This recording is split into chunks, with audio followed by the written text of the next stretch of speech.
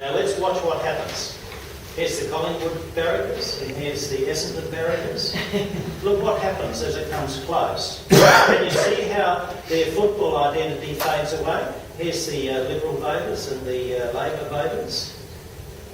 Can you see that as the arousal kicks in, with the momentary warning, everyone goes into high arousal, the social fabric collapses into highly aroused interconnection and close bonding, but when it hits, everyone debombs.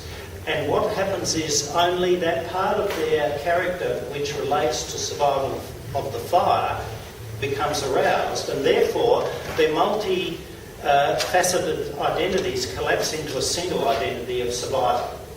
Yeah. I just want to ask, with children in that situation, do they debond the same as adults, or is there still that help me, like trying to find the parent or trying to get help? Is that?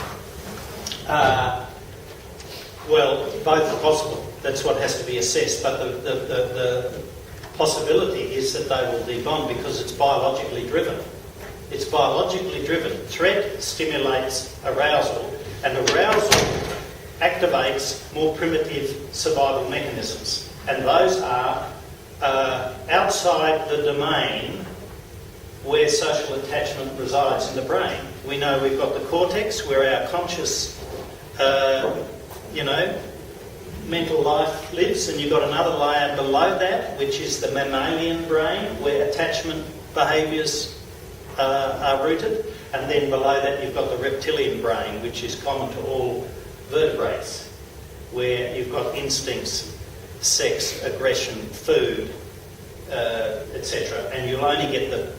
crocodiles don't actually have a very complicated social life. Sharks are totally solitary. I almost say, like, I've worked where I've worked for 25 years, and I'd almost say that their debonding goes on because when they come to hospital, all these people come without family and parents. That they don't talk about it, they don't cry. They routinely don't talk about it. Yeah. They don't cry, they just exist and lie in bed. And probably the main thing talk to you about is pain. Yeah. So you get a very restricted mode of communication, which is operant, it's the instrumental. It's about dealing with the problems.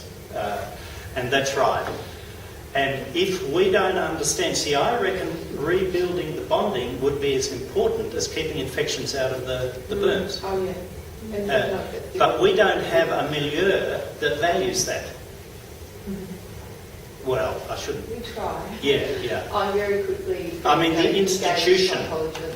institution doesn't value that because it would alter its way. I worked at the Children's Hospital for 15 years, and it would alter the way it lays out the beds and how it has the systems working and who's working there, and a whole lot of things would change. I'll talk about now, but I'll explain. Sorry. But we do, very quickly now. Yeah. I would engage psychology and mental health. Yeah, good.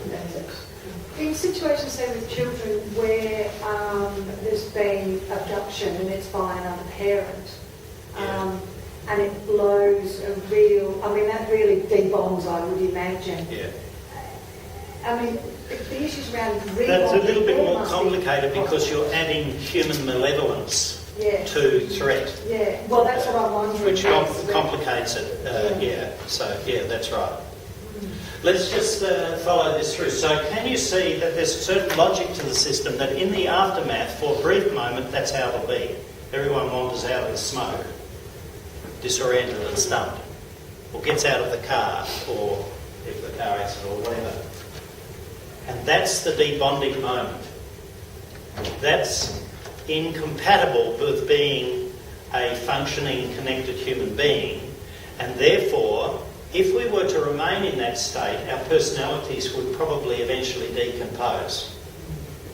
So, if you look at sects, the psychology of sects, the psychology of brainwashing, you'll see it's all about debonding the person. And then they fall apart and they're putty in the hands of their captors. So therefore, that is only a moment which will evoke a tremendous rebound process, and that's the dynamic in the aftermath.